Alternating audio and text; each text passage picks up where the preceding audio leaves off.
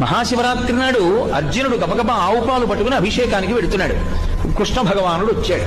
అర్జునుడిని బాగా సాధకుణ్ణి చెయ్యాలని కదా కృష్ణుడి తాపత్రయం. అందుకు కదా భగవద్గీత అనుగీత కూడా చెప్పాడు. అర్జున ఎక్కడికి వెడుతున్నావు అన్నాడు. అంటే ఆయన అన్నాడు, బావా ఇవాళ మహాశివరాత్రి, శివాభిషేకం చేయడానికి వెడుతున్నానన్నాడు. శివాలయంలోనే శివుడు ఉన్నాడా బావా అన్నాడు అర్జునుడితో.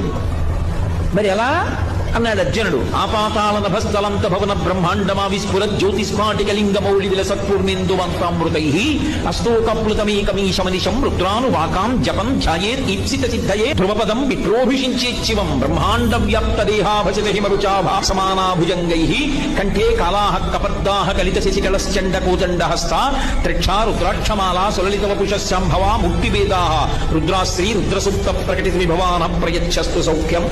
పాతాళం దగ్గర నుంచి ఆ పైన ఉండేటటువంటి బ్రహ్మాండము పై వరకు కూడా శివుడు పరివ్యాప్తమై ఉంటాడు. చంద్రబింబం నుంచి పడుతున్నటువంటి సుధాధారల చేత అభిషేకింపబడుతూ ఉంటాడు. అది ధ్యానం చేస్తే కోరికలు తీరుతాయి.